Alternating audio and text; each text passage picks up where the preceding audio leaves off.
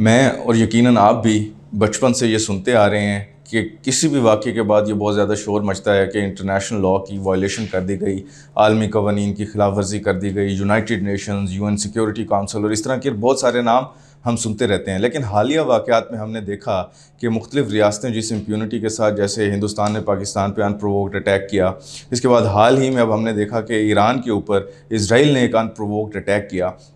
तो इस सब के बाद हमारे जहनों में नेचुरली एक सवाल आता है कि इंटरनेशनल लॉ या यूनाइटेड नेशंस ऐसे इदारे जो इंटरनेशनल लॉ की सूरत में वजूद में आए, वो उनका रोल क्या है और वो कहाँ पे है। इस पर आज बात करेंगे। मेरे साथ मौजूद हैं कामरान आदिल साहब। So welcome to the show. मुझे सर सिंपल पहले ये जानना है कि कोई इंटरनेशनल लॉ एग्जिस्ट भी करता है, कोई इंटरनेशनल लॉ मौजूद भी है जो इन वाक़यात को कैटर करता हो? जी, काफ़ी ज़्यादा डिबेट है जी। जो मौजूदा वाक़यात हुए पिछले 2 महीनों में, जिसमें पाकिस्तान पे अटैक किया इंडिया ने, और इसी तरीके से अब जो इसराइल ने अटैक किया ईरान पे, तो एक आम बहुत ज़्यादा डिस्कशन ये है, is this the end of international law. तो ये बात हमेशा की जाती है, और ये भी बात ठीक है कि हमारे जो इंटरनेशनल लीगल ऑर्डर है या जो भी ग्लोबल ऑर्डर है, उसमें international law is a tool for the weaker ही इसकी बात करता है। स्ट्रॉन्ग को तो ये बातें करने की ज़रूरत नहीं होती। लेकिन मैं इसके साथ साथ एक बात कहना चाहता हूँ कि the language of diplomacy is international law. आप अपनी बात को जब करेंगे तो आपको फिर भी इंटरनेशनल लॉ की ज़रूरत पड़ेगी, ये बात बताने के लिए कि व्हाट हैज़ गॉन रॉन्ग। ठीक है, इस वजह से इसको देखना चाहिए। मेरी इससे कोई एक्सपेक्टेशंस नहीं है कि this will put the things right, और लेकिन ये उनको एक पर्सपेक्टिव में डाल देगा। आप ये ज़रूर देख सकेंगे कि ब्लैक और वाइट का फ़र्क कर सकेंगे। जैसे आप मॉरल अथॉरिटी की बात करते हैं, आप मिलिट्री के कंपैरिजन करते हैं, इसी तरीके से इसको लीगल लेंस के साथ भी देखना बहुत ज़रूरी है। ठीक है। अच्छा, इसमें जैसे आपने डिप्लोमेटिक लैंग्वेज का भी जिक्र किया, मैं आगे चल के बात करूंगा कि किन लफ्ज़ों में इंपॉर्टेंट ममालिक ने, रशिया ने, चाइना ने इसकी मजम्मत की है। अब एक लफ्ज़ बार बार आ रहा है कि इसराइल ने अटैक कर दिया ईरान के ऊपर। तो अटैक करना तो जस्टिफाई हो सकता है, नहीं हो सकता, उस पर बात करते हैं, लेकिन क्या वाकई ये एक अटैक ही है? यही बात है। जैसे आपने लफ्ज़ अटैक यूज़ किया, मैं कभी भी लफ्ज़ अटैक यूज़ नहीं करूँगा, मैं लफ्ज़ यूज़ करूँगा aggression. This is aggression. Aggression का जब आप लफ्ज़ यूज़ करेंगे तो उसका ख़ास मतलब है। आपने कल देखा होगा, 7 दिन हो गए इस जंग को। कल उन्होंने मीडिया में ख़बरें दी हैं कि हॉस्पिटल हिट हो गया इसराइल ने। हालांकि हॉस्पिटल हिट नहीं हुआ, हॉस्पिटल के साथ एक मिलिट्री ऑब्जेक्टिव है, वो हिट हुआ है, और उसकी जो तोड़ फोड़ है वो हॉस्पिटल में आई है, जिसको उन्होंने तस्वीरें बना कर दुनिया में दिखाया है। And they are trying to claim victimhood out of this. Aggressors can not claim victimhood. That is the effect of the word aggression. अगर आप लफ्ज़ एग्रेशन यूज़ करेंगे तो ये फ़र्क आएगा। अगर लफ्ज़ अटैक करेंगे तो फिर उसने उस पर अटैक कर दिया, उसने उस पर अटैक कर दिया, बात क्लैरिटी में नहीं जाएगी कानूनन इसके। It is an aggressor. जब आप अग्रेसर कहते हैं तो यूएन जनरल असेंबली की एक रेजोल्यूशन है 1974 में पास हुई थी, 3314। उसके अंदर एग्रेसिव एक्ट्स को लिस्ट किया गया था, कौन से एक्ट्स एग्रेसिव हैं। उसके बाद 1998 में जब Rome statute of international criminal court लिखा जा रहा था, तो उसके अंदर 4 ऑफेंसेस लाए गए थे। उनमें से एक ऑफेंस का नाम ही एग्रेशन है। ये बात ठीक है कि अमेरिका ने और इसराइल ने आईसीसी को एडहेयर नहीं किया हुआ, बट इवन देन जो एग्रेशन का सारा लॉ है for the sake of legal arguments, वो ये सारी की सारी चीज़ें क्वालिफाई करती हैं, and they are deemed as aggressors. जैसे गाज़ा पे जब कब्ज़ा है इसराइल का, तो उसको ऑक्यूपाइंग पावर कहते हैं, उसको ऑक्यूपाइड टेरिटरी कहते हैं। इसका मतलब ये लफ्ज़ इसलिए यूज़ किया जाता है ताकि कभी भी उनके राइट्स इस्टेब्लिश ना हो सकें इसराइल की ऑन टेरिटरी। तो ये वर्ड्स का यूजेज बहुत ज़रूरी है। हमें अपनी आर्टिकुलेशन में ज़रूरी है कि हम ये वाले वर्ड्स यूज़ करें ताकि क्लैरिटी आए कि who is the aggressor and who is the victim. In this case the aggression was carried out by Israel against Iran on 13th। अब एग्रेशन के ऑब्जेक्टिव क्या है, दैट्स अनदर डिबेट। ठीक है, ये एक्ट ऑफ एग्रेशन मुकम्मल हो गया। इसके ऑब्जेक्टिव क्या है? कभी वो कहते हैं न्यूक्लियर बॉम्ब्स पड़े हुए इनके पास, कभी वो कहते हैं इनके पास रिजीम चेंज करना ज़रूरी है, कभी वो कहते हैं ये नेटवर्क एक्सेस ऑफ ईवल के नेटवर्क को लीड करते हैं। तो ये these are all different objectives, but the act of aggression is there. ठीक है। सो लैंग्वेज में लीगली सही लफ्ज़ इस्तेमाल होना ज़रूरी है। अटैक की बजाय एग्रेसर का लफ्ज़ इस्तेमाल होना चाहिए, एग्रेशन का लफ्ज़ इस्तेमाल होना चाहिए। और ये मीडिया कभी भी नहीं यूज़ करेगा, वेस्टर्न मीडिया ये वर्ड्स यूज़ करते हैं। अगर ये इस तरफ की बात होती तो फिर उसको डिफरेंटली प्ले करते। अगर ईरान हमला पहले करता तो अभी मसलन कभी भी किसी वेस्टर्न आउटलेट ने नहीं बताया कि ईरान ने ना एनपीटी साइन की है, ना उसने कभी अपने इसराइल ने ना कभी उन्होंने आईएई को के लिए अपने आप को ओपन किया है, ठीक है, इंटरनेशनल एटॉमिक एनर्जी एजेंसी के ऊपर उन्होंने कभी अपने आप को ओपन नहीं किया। तो ये बातें वो नहीं बताते, बल्कि वो ये बताते हैं कि ईरान नहीं कर रहा, they never give the full picture. तो we need to give full picture, जो कि फिर तक क्लैरिटी आए और ट्रुथ, ताकि लीगली बात वाजे हो सके। अच्छा, मैं क्योंकि इसके ऊपर बहुत ज़्यादा डिबेट और डिस्कशन हो रही है कि ईरान के पास क्या ऑप्शंस हैं, इसराइल के पास क्या ऑप्शंस हैं, लेकिन ये सारी बातें पॉलिटिकल स्फेयर में हो रही हैं। सो लीगल स्फेयर में मैं आपसे ये पूछना चाहूँगा कि ईरान के पास क्या ऑप्शन है, वो क्या इंटरनेशनल क्रिमिनल कोर्ट में जा सकता है अगेंस्ट दिस एग्रेशन, और जाता है तो उसका कोई फ़ायदा होगा उसको जाने? जी, इट्स ए फार फेच्ड। अभी तो हम पाकिस्तान और इंडिया का भी एग्रेशन ही था, इंडिया ने जो किया था पाकिस्तान पे, तो वहाँ पे एक आर्टिकल 13(2) है जिसके तहत यूनाइटेड नेशन सिक्योरिटी काउंसिल जो है वहाँ से उसकी जुरिसडिक्शन को एक्टिवेट किया जा सकता है, इंटरनेशनल क्रिमिनल कोर्ट को, अगर even they are not parties. But that's a very far fetched चीज़। उसके अलावा ईरान जो है, it has never been part of the active वो, बल्कि कुछ थोड़ा सा वो करीब आए थे 2015 में। उन्होंने यूएन के साथ मिलकर, यूरोपियन यूनियन के साथ मिलकर और अमेरिका के साथ मिलकर joint comprehensive plan of action भी तैयार किया था अगेंस्ट न्यूक्लियर बॉम्ब पावर, लेकिन that was again thrown out by the US, और उन्होंने नहीं माना, जिसकी वजह से फिर आज के दिन हम देख रहे हैं और ये सारे हालात देख रहे हैं। सो लीगली ऐसा मैं जो समझ पा रहा हूँ कि मतलब कागजों में तो शायद ऑप्शन होगा, फार क्राई वो बनेगी भी नहीं, और मेरा नहीं ख्याल है कि वो जाएंगे। उसकी वजह यह है कि पावर प्रिवेल्स। अगर वो कोई चीज़ ले भी ले, सब्सटेंटिव ऑर्डर ले भी लें, तो कहाँ जाकर उसको इम्प्लीमेंट कराएंगे? अच्छा, जो कवानीन, जो मैं कानून के तालिब इल्म की हैसियत से देखता हूँ कि जितने भी कवानीन होते हैं उनका बुनियादी स्ट्रक्चर कहीं ना कहीं सेम ही चल रहा होता है, उसके ऊपर चीज़ें बिल्ड की जाती हैं अपने अपने वाक़यात और हालात के मुताबिक। अब हमारे क्रिमिनल लॉ में भी है कि अगर कोई क्राइम कमिट करता है तो उसका कोई बेटर है, कोई उसका क्राइमेंस करता है, कोई साथी है, तो उसकी भी कुछ लीगल इम्प्लिकेशंस हैं। अगर यहाँ पे इजराइल अगर एग्रेसर है तो इजराइल का जो साथ दे रहे हैं कंट्रीज, तो इस तरह तो वो भी शायद उस this is a very good question. इस पर बहुत कम बात हुई इंटरनेशनली। एक तरफ अमेरिका ने पहले दिन ही अपने आप को डिस्टेंस कर लिया था कि it's a unilateral act of Israel, means it is unilateral aggression by Israel. जी, अब तक तो वो फॉर्मली तो अगर वो बाद में उसको ज्वाइन भी कर लेते हैं तो इलीगैलिटी लीगल तो नहीं हो जाएगी अमेरिका के ज्वाइन करने से। ऑलरेडी आप जानते हैं कि मिलिट्री सपोर्ट दे रहा है यूके, वो कर रहा है। कल जर्मनी ने भी ऐलान कर दिया कि दे आर विद, अभी उन्होंने डिप्लोमेटिकली अनाउंस कर दिया है, अभी उन्होंने मिलिट्री सपोर्ट देनी है। तो यूएस जो है वो ऑलरेडी डिप्लोमेटिक तो उनके साथ खड़ा हुआ है, लेकिन मिलिटरीली जब साथ हो जाएगा तो फिर तो they will be partner in crime, ठीक है, उससे वो लीगल तो नहीं हो जाएगा। मैं वैसे ये बड़ी अजीब सी बात है कि जर्मनी उन निगोसिएशंस का हिस्सा है जो इस हफ्ते होने जा रही हैं, अभी भी ईरान के फॉरेन मिनिस्टर के साथ, और एक साइड पे वो अपनी एलिजेंस शो कर चुके हैं एक पार्टी के साथ। बट लेट्स होप कि ये कहीं ना कहीं, इसमें काफ़ी सारी बातें जी। 13 तारीख को जिस दिन अटैक हुआ है उस वक्त अभी IAEA और ओमान और ईरान और अमेरिका ये भी नेगोशिएट कर रहे थे। बल्कि मैंने एक जगह पे ये बात प्रॉपर, एक मैंने आर्टिकल भी लिखा है इस पर, उसमें लिखा है कि इट्स अ परफिडियस एक्ट। परफिडी जो है वो इंटरनेशनल ह्यूमैनिटेरियन लॉ, जो लॉ ऑफ वॉर है, उसके अंदर आर्टिकल 37 उसके प्रोटोकॉल 1 में परफिडियस कहते हैं किसी को आप ट्रस्ट को लेते हैं और उसके बाद ट्रस्ट को बिट्रे करते हैं। मसलन आपको मैंने नेगोशिएशंस के लिए बुलाया और उसके बाद नेगोशिएशंस के दौरान आपकी मैंने इन्फॉर्मेशन ली और फिर वो इन्फॉर्मेशन मैंने किसी को मिलिट्री एक्शन के लिए दे दी, तो this is a perfidious act and this is totally prohibited. तो मुझे यहाँ पे परफिडी की भी बू आती है कि एक दफ़ा नेगोशिएशन होते थे, साथ में आप ये काम कर रहे थे, ज़ाहिर है नेगोशिएशन में तो शायद इंफॉर्मेशन शेयरिंग भी हुई हो। मैं इसलिए 13 जून पे ही आ जाता हूँ। 13 जून को इजराइल हमला कर देता है ईरान के ऊपर। उस हमले के बहुत सारे कंपोनेंट्स हैं, उनके बहुत सारे टारगेट्स थे जो उन्होंने मिलिटरीली उस रात अचीव किए, जिसमें टॉप मिलिट्री लीडरशिप थी, जिसके अंदर उनके साइंटिस्ट थे, जिसमें उनके सिविलियंस थे। तो कभी भी जब भी कोई क्रिमिनल क्राइम किसी के घर में कमिट होता है तो हम कहते हैं, उसको ब्रेक डाउन करते हैं कि जी पहले ट्रेस पास हुआ, उसके बाद ये हुआ, फिर ये हुआ और फिर ये हुआ, तो मुख्तलिफ जराइम का वो इर्तिकाब करते हैं। 13 जून को इजराइल ने जो सबसे पहले, मैंने आपका आर्टिकल भी देखा, आपने उसका जिक्र भी किया कि किन किन लॉज की और कौन कौन सी वायलेशंस की हैं, अगर उसको ब्रेक डाउन कर दें 13 जून की रात को। पहले तो आर्टिकल 2 सब article 4 of the UN charter which was breached by committing aggression. उसमें दो चीज़ें मौजूद हैं जी, आर्टिकल 2 सब आर्टिकल 4 में। एक है टेरिटोरियल इंटेग्रिटी किसी और स्टेट की, कोई स्टेट वायलेट नहीं करेगी, और दूसरा है पॉलिटिकल सॉवरेनिटी भी नहीं छेड़ेगी।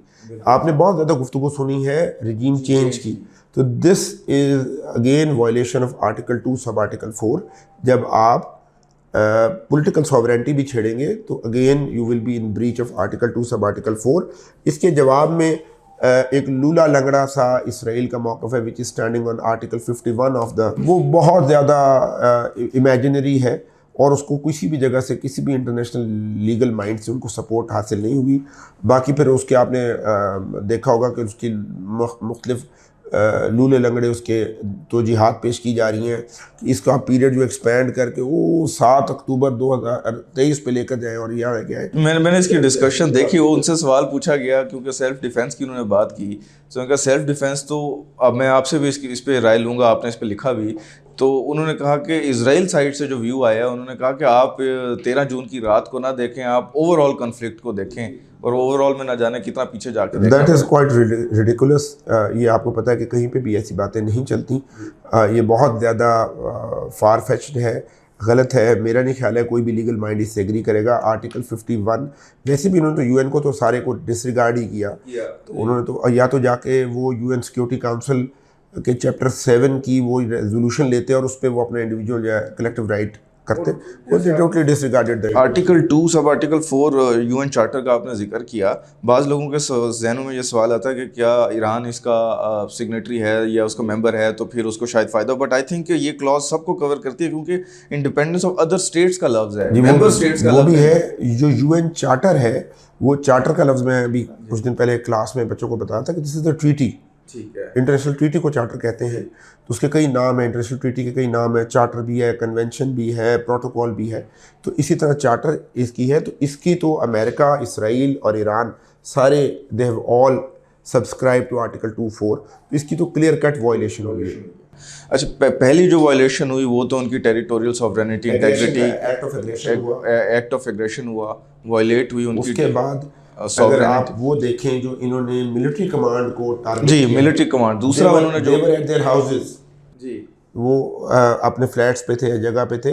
तो इंटरनेशनल ह्यूमैनिटेरियन लॉ ये कहता है कि आप सिर्फ सिविलियंस को नहीं, आप persons of de combat, those who are not in combat form. जी, ठीक है। अगर एक जनरल कहीं पे या कोई एक ब्रिगेडियर कहीं पे सैर पे गया हुआ है किसी जगह पे और उसको कोई निशाना बना ले और इस बात को टारगेट करे कि ये तो मिलिट्री ऑब्जेक्टिव था, तो ये बात ठीक नहीं होगी। If they are not in active combat mode तो वो उस पर नहीं आएगा। इन्होंने उनको घरों को निशाना बनाया और उनको फ्लैट्स में हिट किया, तो they were not actually in combat mode. तो दिस क्लियरली ये इट इज़ मोर, मैंने लिखा भी है, it is more on the side of terrorism. और इसमें एक इंटरनेशनल कन्वेंशन है सप्रेशन ऑफ टेररिस्ट बॉम्बिंग्स 1997, जिसका इसराइल और अमेरिका दोनों ने उसको साइन किया हुआ है, उसके वो पाबंद है।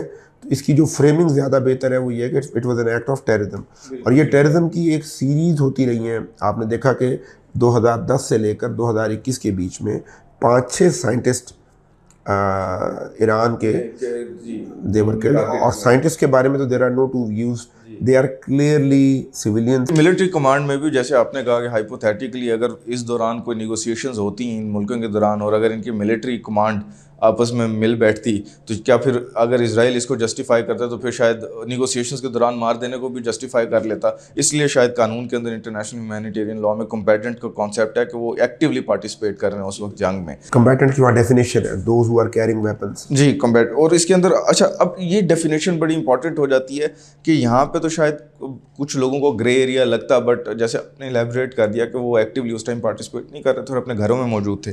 जो तीसरी वायलेशन उस रात हुई 13 की रात को, वो साइंटिस्ट को भी मार दिया गया, 5 या 6 की तादाद में कुछ न्यूक्लियर साइंटिस्ट को।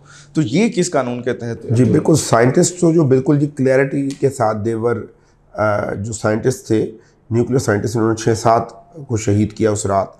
ये सारे के सारे they were clearly civilians under article 50 of first additional protocol 1 of the Geneva conventions. उसके मुताबिक इनको सिविलियंस ट्रीट किया जाता है। आपको पता है कि अमेरिका में बहुत सारे साइंटिस्ट वहाँ पे, प्राइवेट सेक्टर में भी लोग डिफेंस के साथ रिलेटेड है। तो अगर इस तरह के प्रेसिडेंट सेट किए जाएंगे और इसको कहा जाएगा कि दिस इज़ जस्टिफाइड, तो फिर बहुत सारी साइंटिफिक कम्युनिटी जो दुनिया में काम कर रही है प्राइवेट सेक्टर में भी डिफेंस के साथ, कि are they also military objectives, तो that is to be seen, that will bring in a very host of new issues, और फिर और भी जो बहुत सारे कॉन्फ्लिक्ट्स चल रहे हैं ऑन गोइंग, उन पे इसका इम्पैक्ट आएगा। ये आपने ये आर्टिकल 50 जो additional protocol 1 to the Geneva convention का जिक्र किया, उन्होंने फिर आगे रेफर किया आर्टिकल 4 और आर्टिकल 43 को, कि जो लोग इसमें फॉल करते हैं उसके अलावा बाकी सारे सिविलियंस हैं। और उसमें तो जो मैंने देखा डेफिनेशन में, वो तो आर्म्ड फोर्सेस थी, और वो और फोर्सेस के लोग भी when they are actually combat में कहा कि सिर्फ ब्रिगेडियर होना उसका या किसी का कर्नल होना should not qualify him to be. मैंने इंटरनेशनल न्यूज़ में भी देखा, उसमें भी जो कुछ न्यूट्रल इंटरनेशनल लॉ के एक्सपर्ट्स हैं वो भी यही बात कर रहे हैं कि जो साइंटिस्ट हैं वो किसी भी तरह इस डेफिनेशन में फॉल नहीं करते, कॉम्बैटेंट की डेफिनेशन में। और इसके अंदर और मिलिट्री ऑब्जेक्टिव्स में भी उन्होंने कहा कि वो भी देखना है आपके कि आप ऑब्जेक्ट क्या अचीव कर रहे हैं, और कॉम्बैटेंट। और मैं अच्छा, इसके बाद जो अगला है हुआ, एक तो इन्होंने साइंटिस्ट पे अटैक किया, फिर हम देख रहे हैं बहुत ज़्यादा डिबेट भी चल रही है, वेस्टर्न फोर्सेस को इनवाइट किया जा रहा है कि कुछ न्यूक्लियर फैसिलिटीज़ ऐसी हैं जो शायद टारगेट नहीं हो सकती, बट इजराइल ऑलरेडी कुछ न्यूक्लियर फैसिलिटीज़ को अटैक कर चुका है। तो न्यूक्लियर फैसिलिटीज़ की तो अटैक से तो बहुत ज़्यादा एक चांसेस हैं एक कैजुअलिटीज़ के भी, और एक लॉन्ग टर्म एक प्रॉब्लम के। तो ये भी तो किसी लॉ में कहीं ना कहीं पे इस पे जी लॉ बड़ा क्लियर है। इस पे एक तो पहले तो हम इसकी मॉरलिटी देख लें या लीगैलिटी देख लें ईरान की अपनी। ईरान ने 1968 की जो NPT है, नॉन प्रोलिफरेशन ट्रीटी, उसको साइन किया हुआ था। पाकिस्तान ने नहीं किया हुआ, इंडिया ने नहीं किया हुआ, इसराइल ने नहीं किया हुआ, तो उन्होंने किया हुआ था। और they were willing to submit to international inspections under IAEA। और IAEA जो है इंटरनेशनल एटॉमिक एनर्जी एजेंसी, ये भी इंटरनेशनल ट्रीटीज़ के अंडर ही काम करती है। तो वो सब कुछ किया हुआ था और वो ये सब करना चाह रहे थे।